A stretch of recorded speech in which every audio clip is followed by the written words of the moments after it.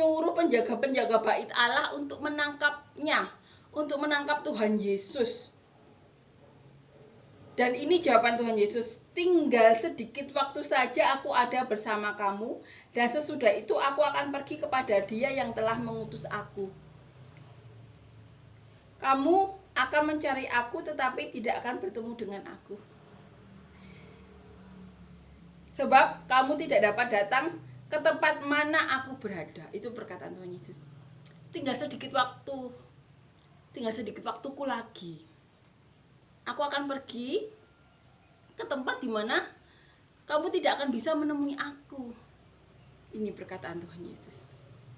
Saat mau ditangkap, orang-orang Farisi itu mau menyuruh penjaga-penjaga bait Allah untuk menangkap Tuhan Yesus. Ini jawaban Tuhan Yesus. Waktuku tinggal sedikit. Sebentar lagi aku akan pergi ke tempat di mana kamu tidak bisa menemui aku.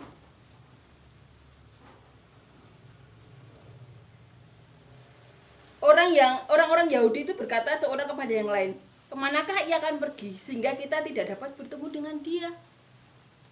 Adakah maksudnya untuk pergi kepada mereka yang tinggal di perantauan? Di antara orang Yunani itu mengajar orang Yunani. Apakah maksud perkataan yang diucapkannya ini? Kamu akan mencari aku tetapi tidak akan bertemu dengan aku, dan kamu tidak dapat datang ke tempat di mana aku berada. Mereka bertanya-tanya, karena apa? Kasih akan Allah tidak ada di dalam diri mereka, sehingga Roh Kudus tidak berbicara. Karena kalau saat ada kasih akan Allah, ada Roh Kudus, tentu Roh Kudus itu tidak akan membiarkan kesempatan itu berlalu untuk bisa setidaknya meminta doa kepada Tuhan Yesus. Seperti saat ini ya, kepala bait Allah yang dikasih tahu Tuhan, kamu tidak akan mati sebelum bertemu dengan Mesias. Akhirnya dia bisa bertemu dengan Tuhan Yesus. Seperti hal-hal itu, hal-hal seperti itu di mana Roh Kudus berbicara, hal-hal yang indah terjadi.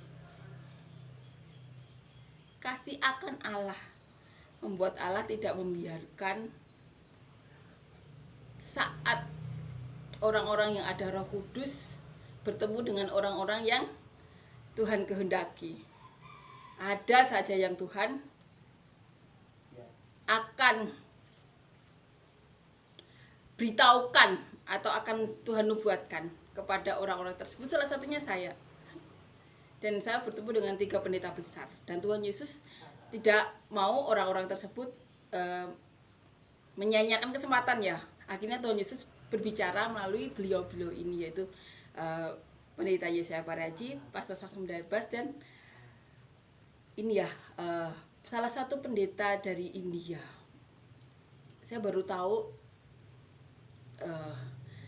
nama beliau beberapa bulan ini. Saya baru tahu ternyata beliau tinggal di Amerika, seorang pendeta dari India.